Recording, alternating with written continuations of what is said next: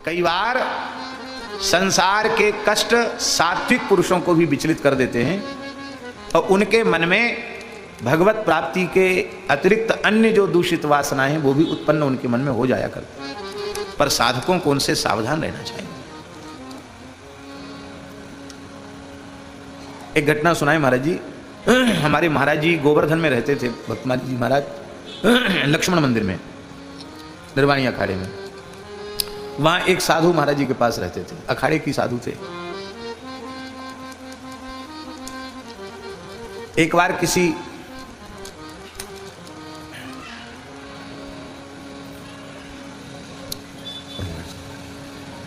बार वहीं बैठ जाओ ना।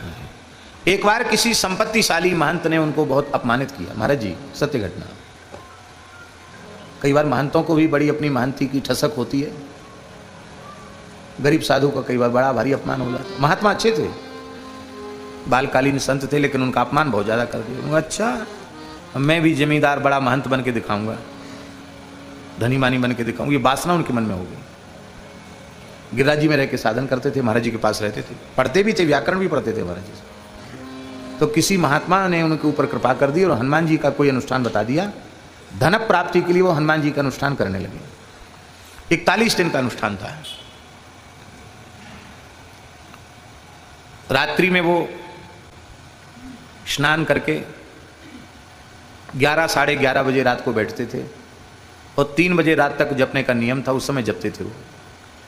और अभी भी वो बट का पेड़ है जो बगल में निर्मोही अखाड़ा है ना, बल्लो बाबा वाला अखाड़ा, उस अखाड़े में जो बट का पेड़ है वो पहले बहुत विशाल था, अभी भी विशाल है। तो उसकी डाल इधर तक सब आई हुई थी। ये जो निर्वाणी अखाड़ा है यहां तक उसकी पूरी छाया डाल सब आई हुई थी। तो उसी के नीचे बैठ के वो जप करते थे रात में एकांत के हिसाब से। एक आसन से जप करना था महाराज जी। तो 41वां दिन जब था, आया अनुष्ठान पूर्ति का आखिरी दिन, तो वो जैसे ही जप करने बैठे तो लगभग रात्रि को 12:30 बजे के करीब एक विशाल बंदर आया और पेड़ की डाली पर बैठा। जिसके नीचे वो बैठे तो उस डाली के ऊपर बंदर आके बैठ गया और उसने पतला मल किया, एकदम पतला, और ऐसा मल ऊपर से बैठ के किया कि वो महात्मा पूरे नहा गए।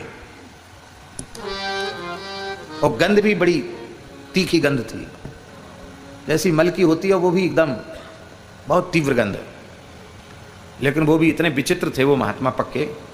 और अब चाहे जो हो, मैं आसन तो नहीं खोलेंगे। 40 दिन जब हमारा नियम चला है तो 41वें दिन भी आसन तो नहीं खोलेंगे, नियम तो पूरा करेंगे।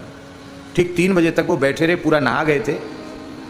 ठंड का समय था, पूरे नहा गए थे मल से।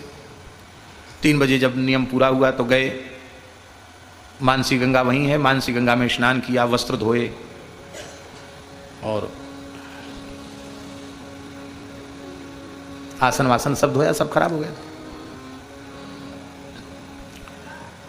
महाराज जी का स्वभाव नहीं था कि किसी से पूछें कि तुम क्या कर रहे हो, क्यों रात को बैठते हो, क्या जप करते हो, ये सब पूछने का उनका स्वभाव नहीं था।